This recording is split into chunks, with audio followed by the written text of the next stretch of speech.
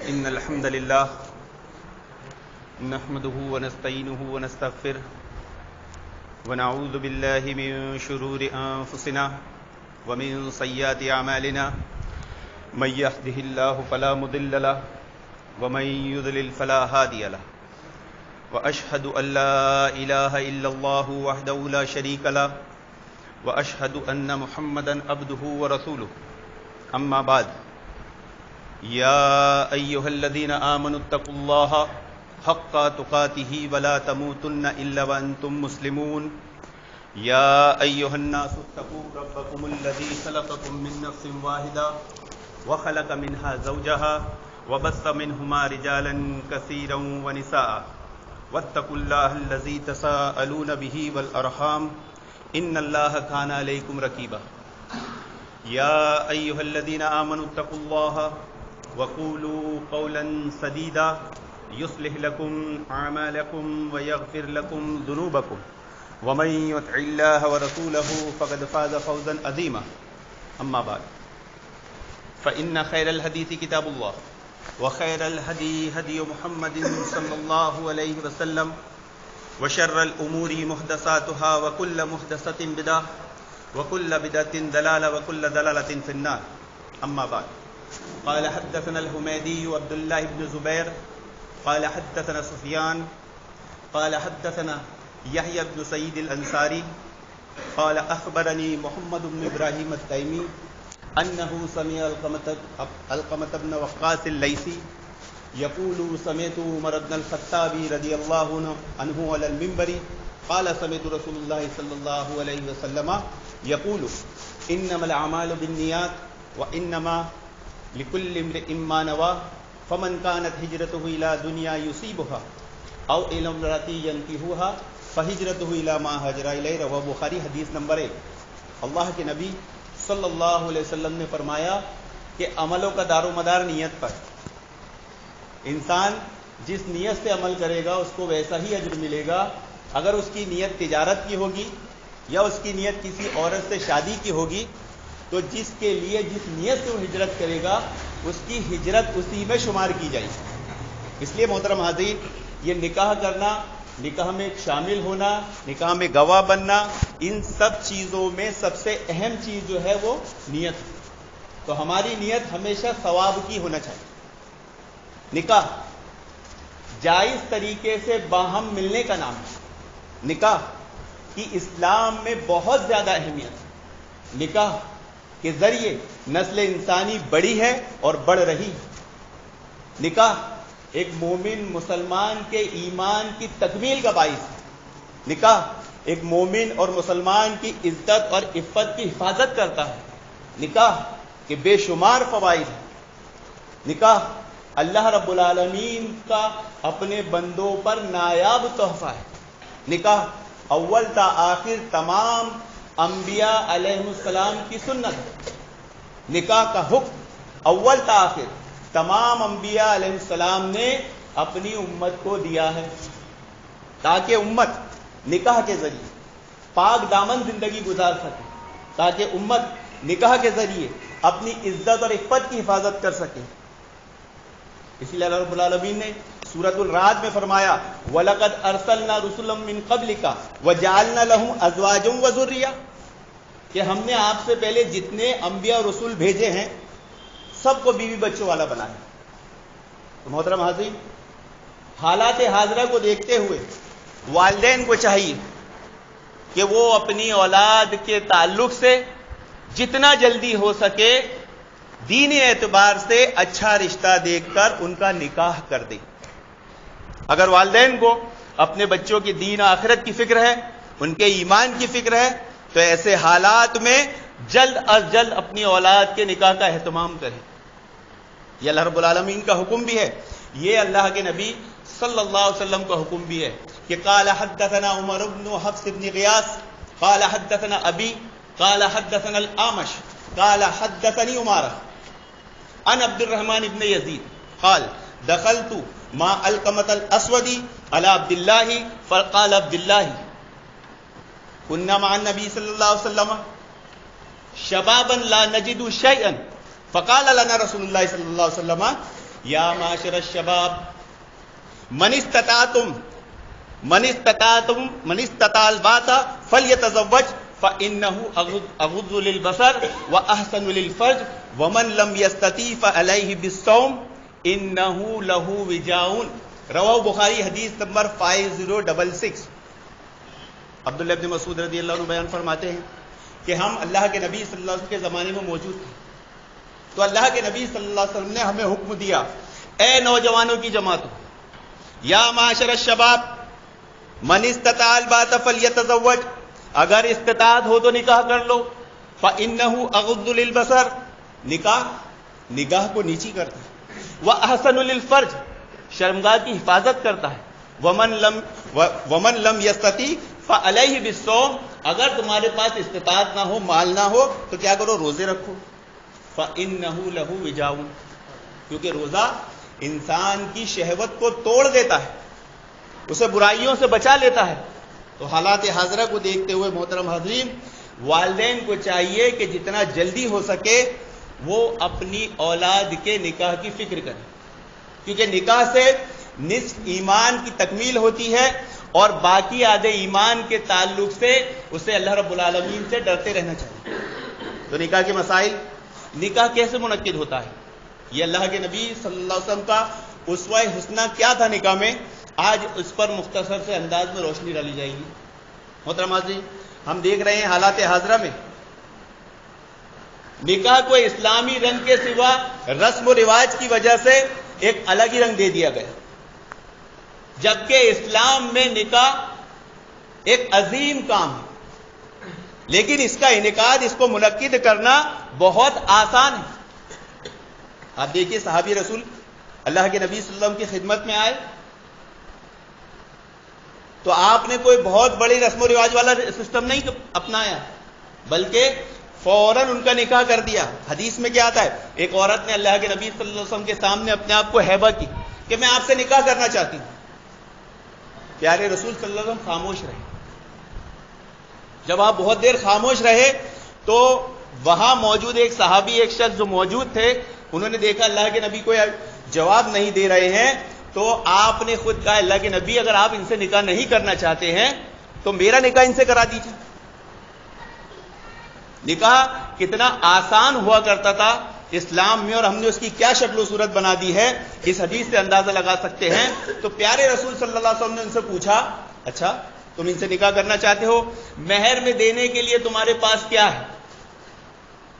انہوں نے کہا میرے پاس صرف تہبند کے سوا کچھ نہیں ہے۔ پیارے رسول نے کہا اگر یہ تہبند میں ان کو دے دوں گا تو تم کیا پہنو گے؟ اس کے سوا کچھ بتاؤ۔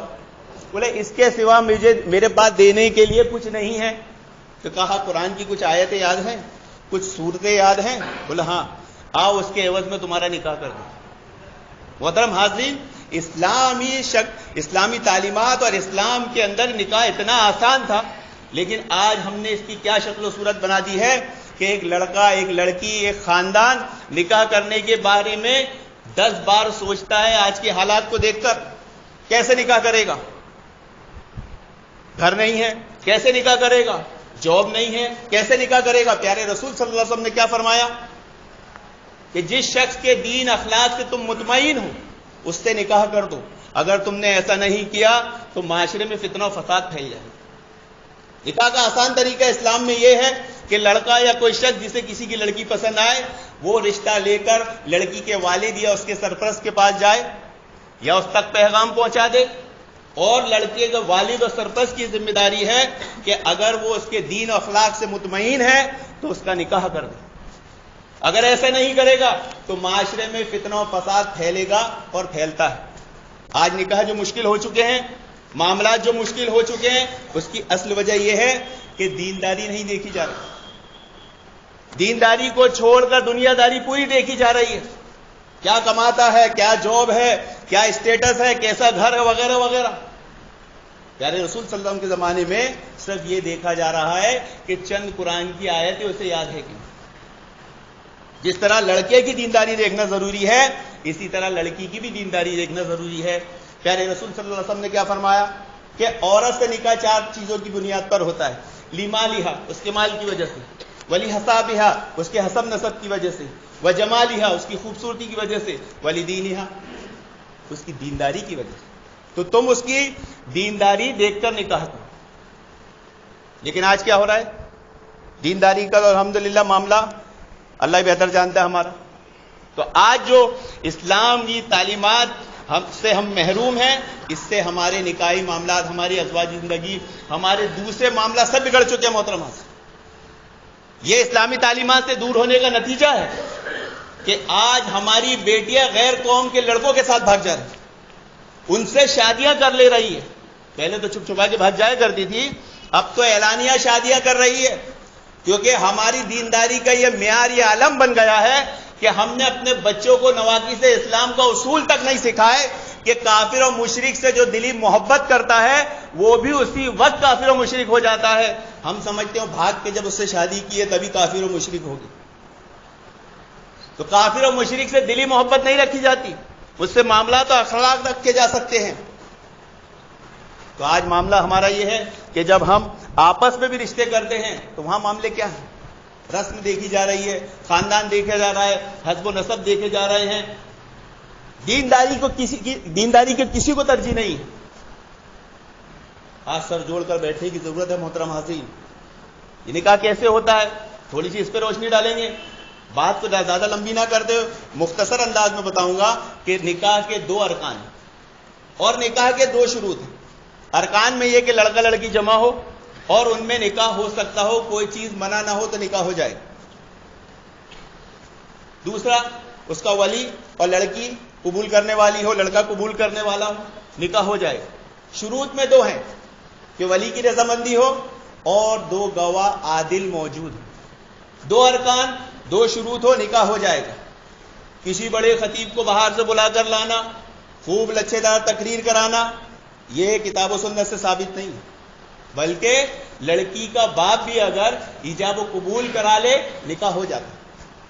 یہ آسانیاں پیدا کرنا چاہیے محترم حاضرین. ہم دیکھتے ہیں یہ مسجد نہیں دوسری مساجدوں میں بعض جگہ مسئلہ کھڑا ہوتا ہے کہ جب خطیب یا کوئی امام نکاح پڑھانے کھڑا ہوتا ہے اس سے یہ بات کہی جاتی ہے کہ بھائی خطبہ مختصر دینا. اچھی بات ہے مختصر دینا، منع نہیں ہے، بہتر ہے مختصر. لیکن یہ نہیں دیکھا جاتا کہ اس نکاح کے لیے 1-1.5 گھنٹے سے جو پبلک آ کر بیٹھی ہے وہ جو انتظار کر رہی ہے اس وقت کا کیوں خیال نہیں رکھا جائے. رشتے ناتوں میں بند کر وہ فلاں حضرت نہیں آئے ہیں اس لیے نکاح نہیں ہو رہا، ان کو آنے دیجئے. وہ نہیں آئے ہیں ان کو آنے دیجئے. عبد الرحمن ابن عوف رضی اللہ عنہ کے کپڑوں پر زردی لگا ہوا دیکھا اللہ کے نبی نے، پوچھا کہاں سے آ رہے ہیں؟ کہا اللہ کے نبی نکاح کر کے. دیکھیے اس حدیث میں کہ اللہ کے نبی صلی اللہ علیہ وسلم اسی جگہ موجود ہے، صحابی رسول اسی جگہ موجود ہے، لیکن انہوں نے اللہ کے نبی صلی اللہ علیہ وسلم کو نہیں بلایا، اللہ کے نبی صلی اللہ علیہ وسلم کو نہیں بتایا. اور آج یہ شادی بیاہ میں اگر صرف کارڈ ہی پہنچا دیا جائے تو لوگوں کے ناک منہ ٹیڑھے ہو جاتے ہیں. ارے ہمیں گھر پہ دعوت دینے نہیں آئے، ہماری یہ عزت، ہمیں کارڈ پہنچا دیا. اگر یہ ایسے لوگ نبی کے زمانے میں ہوتے تو پتہ نہیں کیا کرتے، جنگ و جدال مچا دیتے. تو جو چیز اسلام نے آسانی کے ساتھ بتائی تھی کہ نکاح اتنا آسان کر دو کہ زنا مشکل ہو جائے، آج ہم نے زنا کو آسان کر دیا اور نکاح کو مشکل بنا دیا. محترم حاضرین، بارات جائز نہیں، ہاں نکاح کے لیے لوگوں کا جمع ہو جانا مستحب ہے. اور اس میں سب سے خاص چیز جو حالات حاضرہ و قانون کو دیکھتے ہوئے ہے وہ ہے نکاح نامہ، کہ نکاح نامہ سب سے پہلے اچھے طریقے سے تیار کرا لیا جائے. لیکن آپ دیکھ لیجئے کہ اس نکاح نامہ کو نکاح میں کوئی اہمیت نہیں دی جاتی، اس وقت تک یہ اہمیت رہتی ہے جب تک خطیب خطبہ نہیں دیتا یا سائن نہیں ہو جاتی، اس کے بعد یہ بند کر کے رکھ دیا جاتا ہے. آگے کچھ معاملات ہوتے ہیں پھر ڈھونڈنے نکلتے ہیں میرا نکاح نامہ کس کے پاس ہے، میرا نکاح نامہ کس کے پاس ہے. تو آج کے جو حالات ہیں قانونی اعتبار سے زیادہ کوشش کی ہونا چاہیے کہ فوراً نکاح نامہ کمپلیٹ کیا جائے. اب یہ مجلس ہٹے، یہاں سے ہٹ کے اپنا کام دھندا کر کے 1-2 دن میں اس کو کمپلیٹ کر کے ثبوت اپنے پاس رکھ لیے جائے. پھر نکاح کے لیے کیا چیزیں ضروری ہے؟ مہر کا طے کر دیں. مہر کا طے کر لیتے ہیں، اعلان ہو گیا الحمدللہ. ہاں قاضی کا ایٹ دیٹ ٹائم نکاح کے وقت جا کر لڑکی سے سائن لینا کہ بھائی ہم تیرا نکاح کر رہے ہیں، یہ چیز ثابت نہیں ہے، یہ چیز صحیح نہیں ہے. کیوں؟ یہ رضامندی تو لڑکی کی منگنی کے ٹائم ہی آ گئی تھی. 4 5 لوگ جاتے ہیں، عورتیں وہاں بیٹھی ہے، بچی ہے، غیر محرم ہے، کوئی پردے کا خیال نہیں. یہ ایک رسم ہے، اس کے اسلام سے شریعت سے کوئی تعلق نہیں. ہاں خطبہ مسنونہ دینا مستحب ہے. میں جو خطبہ دے رہا ہوں یہ سنت بھی ہے، مستحب بھی ہے، ضروری نہیں ہے. جب تک عالم صاحب لچھے دار عربی نہیں پڑھیں گے، لچھے دار احادیث نہیں پڑھیں گے، تب تک نکاح نہیں ہوگا، ایسا نہیں ہے. اس کو مشکل بنا دیا گیا. لڑکی کا باپ بھی آ کر ایجاب و قبول کرائے، چند دعائی کلمات کہہ دے، اگر اسے خطبہ مسنونہ نہیں بھی یاد ہے تو نکاح ہو جائے گا. کیوں؟ ولی کا موجود ہونا، 2 عادل گواہ کا موجود ہونا اور چیزیں طے کر لینے سے نکاح ہو جاتا ہے. یہ ہم کیوں کرتے ہیں؟ پھر یہ اعلان ہے، نکاح کا اعلان ہے. تو اعلان کے لیے اعلان شرط ہے، سب کو جمع کرنا، سب کے ارمان پورے کرنا شرط نہیں ہے.